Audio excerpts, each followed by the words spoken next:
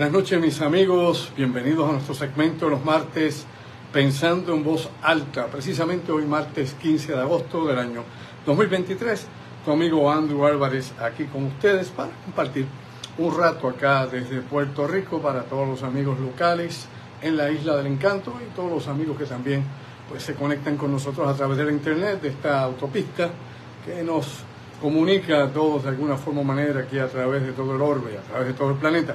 Gracias como siempre por el apoyo y por la amistad que nos brindan todos ustedes, la gente buena que acá comparte en mi página Andrew Álvarez Chardón, página oficial.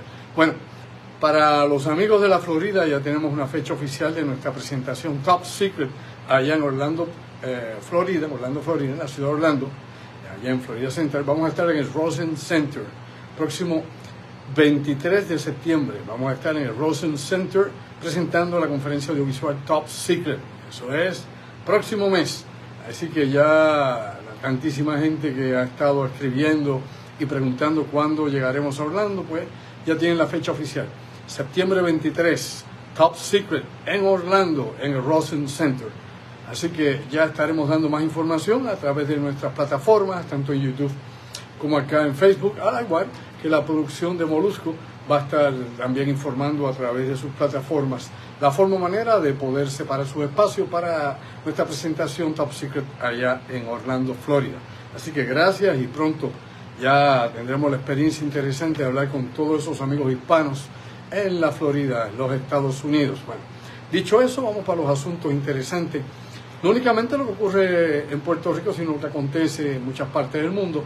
Y son algunas de las notas neurálgicas de lo que está corriendo en nuestro planeta aquí y ahora. Bueno, ayer precisamente, el Observatorio Arecibo cerró sus puertas, Esto pues era una noticia ya conocida, esperada, por la Fundación Nacional de Ciencias, la NCF, que había dicho por muchísimo tiempo de que estaban recortando precisamente fondos para este radiotelescopio Centro Ionosférico Arecibo. Recuerde usted que en diciembre de 2020 colapsó la antena principal. Todavía queda otra antena más allá que utiliza un láser también, que está en una de las colinas cercanas a lo que era el cráter donde estaba, allá en esa región del Carso Arecibo, la antena de radiotelescopio. Así que ya oficialmente están cerradas las facilidades. Dice la NCF, la Fundación Nacional de la Ciencia, allá en los Estados Unidos, de que ellos esperan poder transformar de alguna forma, de alguna manera, lo que queda de este centro, las facilidades para hacer un lugar de investigación y de estudios astronómicos, pero eso que será en algún momento en el futuro. Ya desde el saque han descalificado o han eliminado cualquier posibilidad de construir un nuevo radioobservatorio allá en Arecibo. Así que nos despedimos del radioobservatorio. Ya era cuestión de tiempo. Sabíamos que no iba a haber fondos para poder reestructurar o reconstruir una nueva antena. Ya hace tiempo la NSF ya estaba hablando de seguir recortando fondos, inclusive hace más de 10, casi 15 años que vienen los planes para cerrar el radiotelescopio, aunque estuviese la antena principal, esa gigantesca parabólica, lo que hubiese allí, ya los planes estaban. Así que, bueno, ya es algo del pasado. Así que vamos adelante y a ver qué otra nueva cosa se puede hacer en Puerto Rico en el avance de la ciencia, que podamos aquí en Puerto Rico destacar y tener algún centro de investigación científico que sea de impacto a nivel internacional, como lo fue el Centro Ionosférico Arecibo, el radiotelescopio. Bueno, en noticias de lo que ocurre en todo el mundo, hay algo que precisamente hoy publiqué en mi página Andrew Álvarez Chardón, página oficial, y tiene que ver nuevamente con la fecha que se celebra precisamente hoy. Un día como hoy, hace 2 años, el Talibán tomó el poder de Kabul, la capital de Afganistán. Se dio aquella salida apresurada de las fuerzas occidentales de Estados Unidos, lo que quedara de la OTAN allí, algunos británicos, inclusive algunos australianos, aunque no son de la OTAN, también eran parte de las fuerzas de ocupación que habían allí en Afganistán. En este cumplimiento de hace 2 años atrás, del agosto 15, 2021, hubo una serie de incidentes, inclusive un ataque bomba que mató decenas y decenas de afganos, más de una docena, o casi no, diríamos nosotros, de soldados de los Estados Unidos que murieron por el impacto de la bomba. Y todo lo que aconteció en aquel mare magnum de locura que se dio en aquella salida apresurada de las tropas de Estados Unidos. Bueno, desde entonces Desde la llegada de los talibanes, pues hemos visto cómo los derechos civiles han retrocedido increíblemente dentro de Afganistán, luego de 20 años de estar adquiriendo sus ciudadanos derechos democráticos a través de la ocupación militar y de un gobierno que había allí, que aunque no era un gobierno que tuviera tal vez raíces sólidas dentro de la población afgana, sí era apoyado por los estados occidentales, inclusive por estados orientales también, porque creaba cierta estabilidad. El talibán es una fuerza formidable, ¿no?, de combate, ¿no?, obviamente en el combate de guerrilla y en poder llevar a cabo, ¿no?, diferentes tipos de atentados en su territorio. Conocen de rabo a cabo Afganistán y definitivamente pues tienen todas las estrategias y las posibilidades para poder llevar a cabo las guerras subversivas que estuvieron ejecutando por 20 años prácticamente allá en Afganistán. Pero esto lo traigo también porque es importante que entendamos lo siguiente. Cuando digo esto, es porque tenemos que tener una visión más amplia. Hemos discutido en muchísimas ocasiones de que el talibán no tiene la capacidad, obviamente, organizativa ni logística para poder gobernar Afganistán. Ellos son una fuerza ofensiva, o sí, asimétrica, de guerra, como hemos dicho, de guerrilla y este tipo de insurgencia, pero no tienen las estructuras ni las capacidades para administrar un país, para desarrollar un país.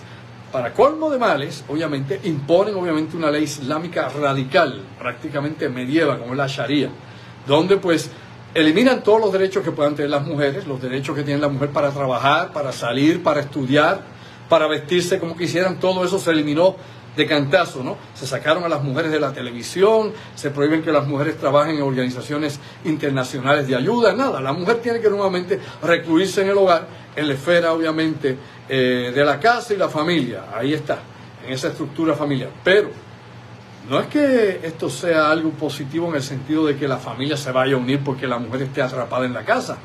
Es que definitivamente esto ha sido un golpe inclusive a la economía de Afganistán. ¿Por qué? Brevemente me explico. Ya las mujeres no pueden trabajar, así que ya no pueden aportar dinero, ¿no?, capital al hogar. La pobreza en Afganistán es descomunal, es increíble, ¿no? El hambre que se está dando en estos momentos allá en Afganistán también es sumamente impactante y es grande. Inclusive la agencia internacional a cargo de alimentos y la agencia mundial por problemas alimentarios que también se complementan dentro de esta investigación para tratar de buscar, ¿no?, soluciones a crisis alimentarias en el mundo, señalan a Afganistán como uno de los países no solamente propensos al hambre, sino uno de los países que están destinados a una enorme hambruna. A esto tiene que añadirle, oiga bien, lógicamente la sequía que se está dando en Afganistán y la falta de servicios médicos en Afganistán de frontera a frontera, es decir, norte a sur, este a oeste. No hay servicios médicos disponibles prácticamente para nadie en la población. No hay alimentos suficientes para nadie. Así que el Afganistán lamentablemente está sufriendo de la opresión, de la pobreza, de la represión y de la anarquía que se está dando en sus calles por la falta de gobierno. Nada, simplemente un estado fallido. Otro más en la lista, añádale a Haití y todos los demás que usted pueda buscar en África o en cualquier región del mundo. Así que la situación de Afganistán con las mujeres es crítica, también con los hombres, porque hay que señalar lo siguiente. Toda esta ley, la Sharia, también se aplica a los hombres de diferentes formas, pero también aplica restringiendo una serie de movimientos, una serie, digamos nosotros, de actividades, acciones que los hombres no pueden llevar a cabo en Afganistán. Primero empiezan ya a pedir que todo el mundo tiene que dejarse barba. El lampiño se lo llevó el diablo. Tiene que dejarse barba nuevamente. No puede usar ropas occidentales.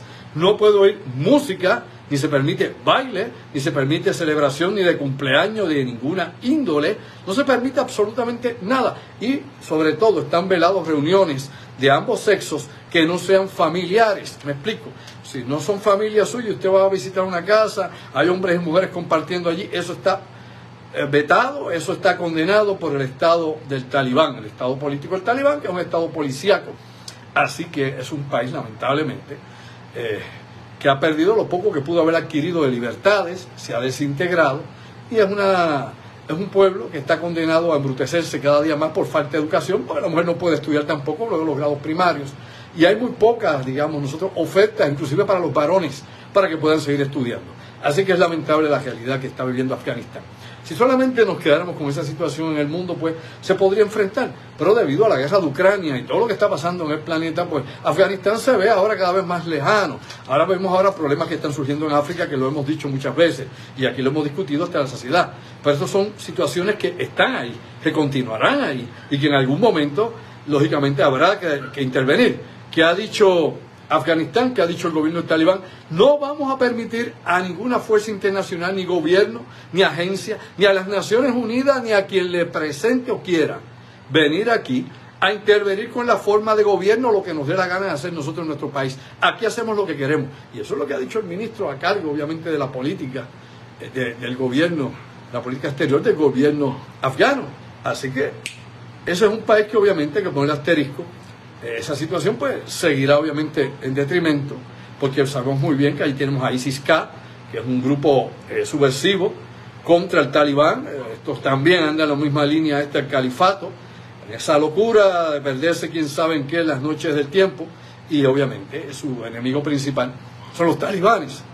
También usted tiene allí a Al-Qaeda todavía, que en contra de todos los acuerdos que supuestamente y alegadamente se habían tratado entre Donald Trump originalmente, que fue el que firmó la salida para el 15 de agosto de 2021, y que obviamente el presidente Joe Biden le ejecutó, y todos ejecutaron mal. Trump hizo un disparate y Biden hizo algo terrible. El pobre viejo, pues obviamente no se planificó bien con el Departamento de la Defensa y todo lo que había que hacer, ni con la inteligencia. Así que eso fue, olvide y vive, un reguerete de cosas que hemos visto que han costado vidas y más vidas. Ahora bien, dicho esta cuestión, porque podríamos estar aquí horas hablando de la crisis de Afganistán, su crisis humanitaria, hay que señalar también que la situación de Ucrania también afecta de rebote a lo que está pasando allá en Afganistán.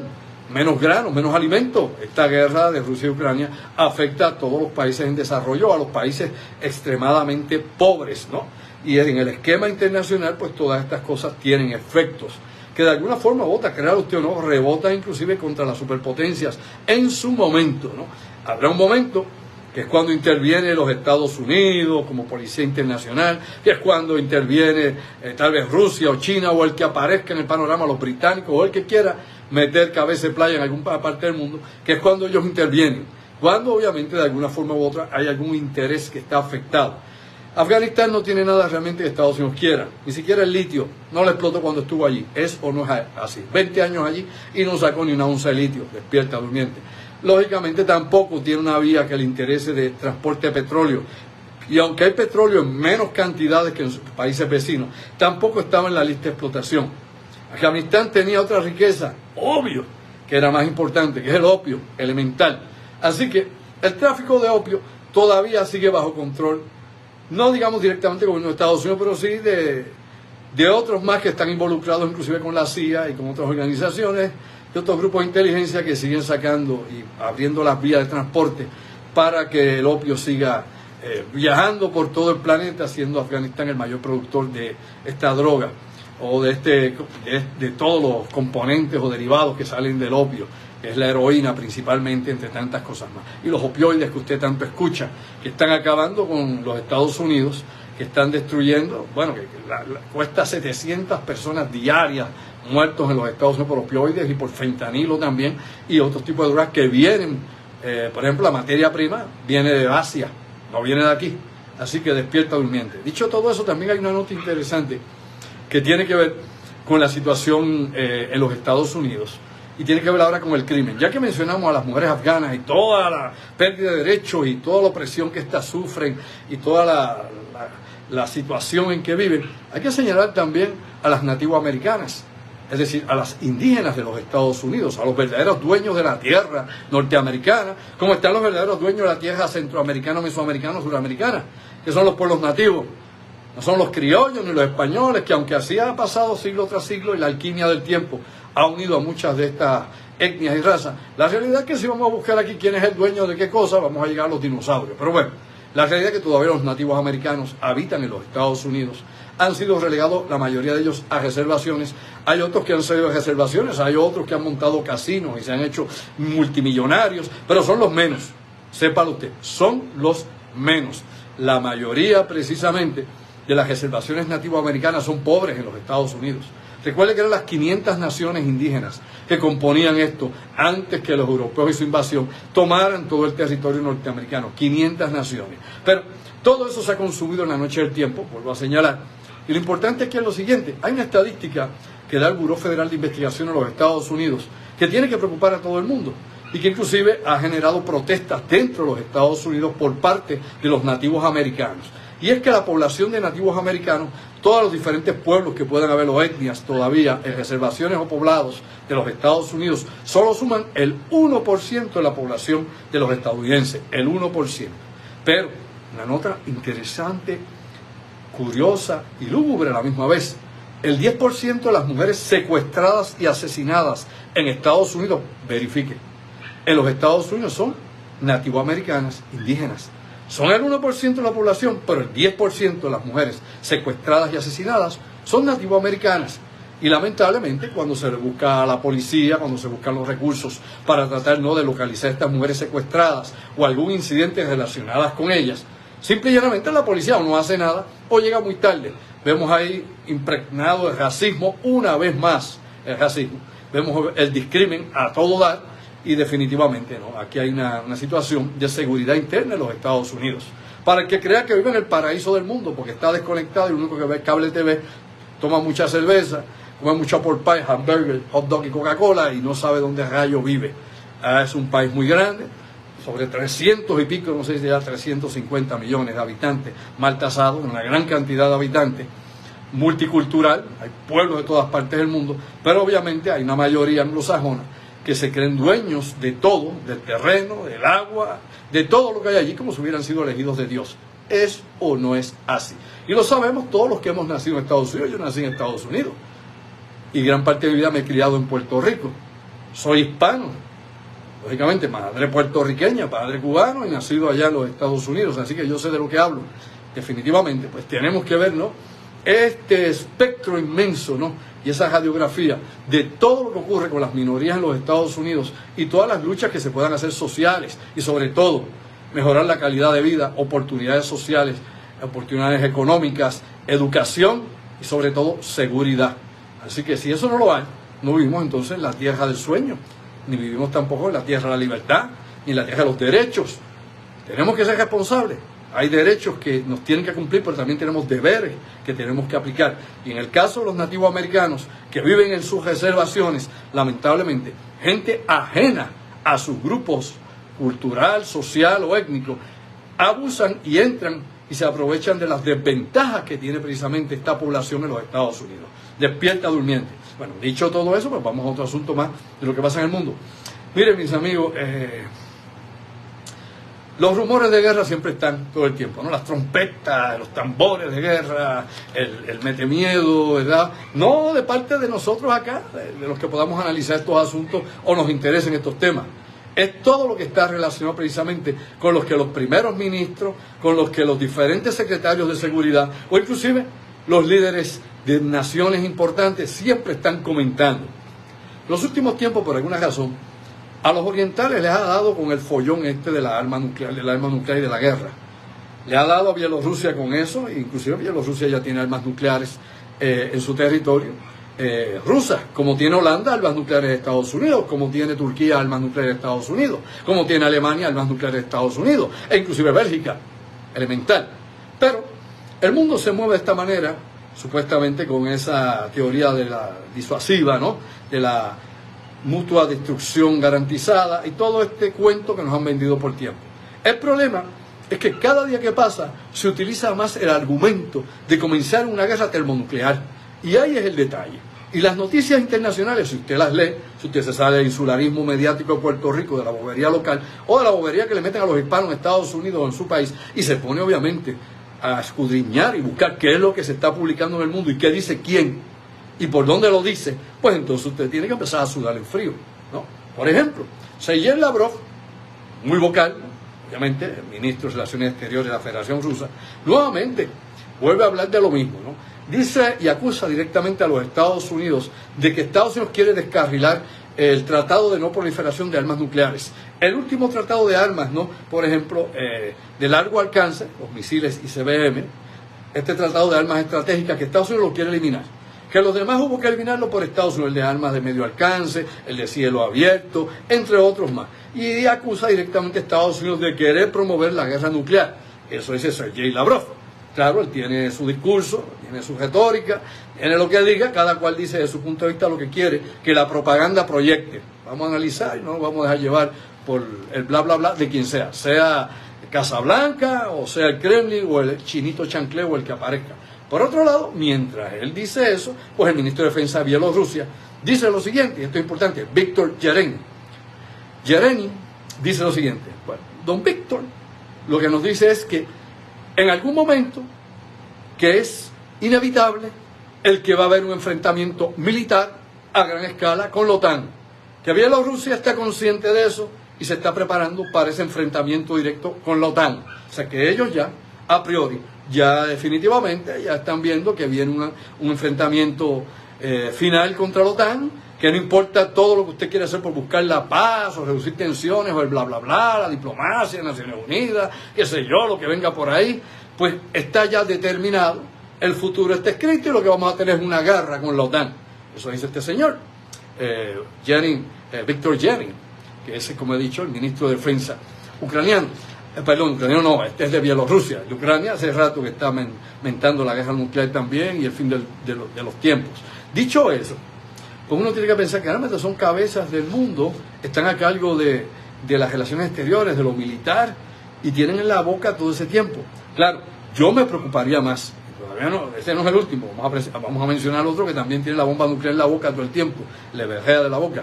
Yo me preocuparía más si escuchara a Lloyd Austin, el secretario de Defensa de los Estados Unidos, hablando de esa manera. Y usted debería temblar de frío y pedir la luz por señas. Si Lloyd Austin, secretario de Defensa de Estados Unidos, dijera lo que dice Lavrov o lo que dice Víctor Yerenin, obviamente usted tendría que estar temblando y no de frío. Porque entonces sería otro tipo de declaración desde otro punto, digamos nosotros, de jerarquía dentro de lo que se supone que es el manejo de relaciones de armas y de tratados, que uno piensa que allá en el Pentágono, que aunque hacen sus trampas sucias por abajo de la mesa y todo el mundo sabe lo que hay, en su discurso al pueblo de los Estados Unidos nunca hablan de ser el agresor, nunca, porque es parte de la política, dentro de la democracia, dentro de todo esto que se llama libertad de expresión y que el ciudadano se sienta, qué sé yo, cómodo, parte de la toma de decisiones, bla, bla, bla, todo ese cuento que la gente se mastica y se cree. Pero bueno, si lo dijera él, lógicamente yo estaría más preocupado y usted debería estarlo, lo sabe. Pues bueno, aparte de eso, por otro lado, el ministro de Defensa norcoreano, Kang Sung-nam, pues dice lo mismo. ¿Qué dice Kang Sung-nam? Bueno, acusa a Estados Unidos de estar nuevamente incitando una guerra nuclear allá en la península de Corea, y que es cuestión, que no es si va a haber una guerra o no, que la cuestión aquí es simplemente quién la va a empezar y cuándo va a empezar. No, que va a pasar, punto. La guerra nuclear va a ocurrir aquí. O sea, con esos vientos de cambio, ¿no? con esos temblores de tierra, uno tiene que ponerse a pensar, y los que como yo, que escudriñamos, que exploramos, que estamos siempre viendo lo que se publica a nivel internacional y buscando el porqué del análisis de estos asuntos, pues lógicamente nos tiene que preocupar. ¡Wow! O sea, esa es la palabra del momento. Amenazar con un conflicto termonuclear todo el tiempo. Inclusive, vuelvo a usar este punto de vista que había dado de la disuasión. Durante la época soviética y durante la época de los Estados Unidos, la Guerra Fría del siglo XX, usted no escuchaba al primer ministro ruso ni al ministro de Relaciones Exteriores amenazando con comenzar una bomba nuclear o una guerra nuclear usando bombas o misiles. Tampoco escuchó nunca a Casablanca ni al Pentágono, dígame si es o no es así, busque a ver dónde y cuándo. Tampoco haciendo el mismo tipo de amenaza internacional. Obviamente sabían que la mutua destrucción, como dije, y que era una estupidez empezar a dispararse armas nucleares donde no había solución ni victoria alguna. Nunca escuchó a los británicos amenazando con usar sus armas nucleares, ni a los franceses que las tienen también. Para nada, para nada. Inclusive, vea India y Pakistán, que se disparan prácticamente todos los días, que han tenido, conatos de guerra y de todo. ¿No ha visto usted amenazarse con que se van a volar con armas nucleares? ¿Es o no es así? No, se amenazan con sus armas nucleares. Inclusive Israel, que desde 1967 tiene sus armas nucleares, que no las declara, está calladito, tampoco ha amenazado absolutamente a nadie nunca con usar sus armas nucleares. Recuerde usted que solamente existe un país en el planeta que desarrolló armas nucleares y renunció a las armas nucleares. ¿Sabe cuál es, verdad? Sudáfrica. Logró sus armas nucleares, logró construir armas nucleares, logró tenerlas y renunció a ellas. Todos los demás que las tienen, ninguno, y es ninguno, va a renunciar a sus armas nucleares, porque supuestamente es su seguro de vida, aunque yo creo que es un seguro de muerte garantizada. Así que hay que echarle ojo a todas estas cosas, esta situación, porque en algún momento, como he dicho tantísimas veces, alguien va a meter las patas, alguien va a hacer lo que no se debería hacer. Y mientras existan armas, las armas se fabrican para utilizarse, no para guardarse. Usted sabe cuánto cuesta fabricar un arma nuclear, cuánto cuesta mantenerla y luego cuánto cuesta sustituirla. No sabe, busque, la información está publicada, son billones de dólares. Así que fabricar todo eso y estar dándole mantenimiento continuamente y estar poniendo las updates al día es un costo enorme para cualquier economía. Recuerde usted que la India, para lograr su plan nuclear, su proyecto nuclear, gastó $1 millón equivalente a cada uno de sus ciudadanos para poder llegar hasta allá, con la Unión Soviética apoyándola en ese proceso. De la misma manera, Pakistán lo hizo mucho después, ya para allá, para el 97, 98, por allá, fue que Pakistán consiguió sus armas nucleares. La India la consiguió por allá por el 78. Así que 20 años después, que viene 20, 22 años, 21 años después, es que Pakistán vino a tener armas nucleares, con el apoyo de los Estados Unidos, tras bastidores. Así que aquí hay que ver qué es lo que está pasando en el mundo. Hay que darle una visión profunda a todas estas amenazas, si realmente se van a quedar en la nada, si realmente es un mete miedo, o si hay alguien que esté suficientemente loco, enajenado o idiotizado, que crea que esta es la forma de ganar una guerra, cuando es la forma de provocar, no una guerra, de provocar la extinción global del planeta, de todos los seres humanos y de las especies vivientes del planeta, no solamente por el invierno nuclear. Vamos a enfriarnos increíblemente y se va a morir lo que hay sobre la superficie, es decir, los animales que viven en superficie, las plantas, los árboles, todo, sino la radiación también, que seguirá matando otras formas de vida y logrará mutaciones en otras. No es la desaparición de la vida, probablemente, no lo sabemos porque históricamente no hemos pasado por ese proceso, pero eso sería parte definitivamente del antropogeno, de este momento en que estamos nosotros aquí viviendo, existiendo y transformando el mundo natural en algo artificial y totalmente desviado de lo que podría ser el bienestar de la humanidad y de la naturaleza. Despierta durmiente. Bueno, mis amigos, recuerden, el 23 de septiembre ya es oficial, vamos a estar ¿dónde? Allá en Orlando, en el Rosen Center, septiembre 23. Ya daremos la información más adelante, estén pendientes a mis plataformas y también allá a lo que se publique en las plataformas de Molusco, en Top Secret, segmento que tenemos allá, el programa con él en YouTube, y de otra forma y de otra manera también les digo a ustedes que estaremos este viernes con el ingeniero Orlando Pla en La Otra Realidad, que estará conmigo como siempre vía telefónica. Gracias como siempre por el apoyo. Verifique lo que yo le digo de la A a la Z, llegue a sus propias conclusiones, vea más allá de lo aparente, use la materia gris. Aquí somos seres pensantes, no necesitamos que alguien nos diga cómo, cuándo y qué. Usted no tiene que pensar como yo en nada, ni creer lo que yo crea, si es que creo en algo. Usted simplemente sea un libre pensador y busque definitivamente el libre albedrío para que pueda entender sin ningún tipo de prejuicio y obviamente acondicionamiento lo que el mundo realmente nos está presentando. Gracias y los dejo hasta el próximo viernes a las 8 de la noche con La Otra Realidad, y te lo digo una vez más, sayonara. Buenas noches, mis buenos amigos. Por eso está el agua fría aquí para refrescarnos un poquito. Qué buena. Buenas noches.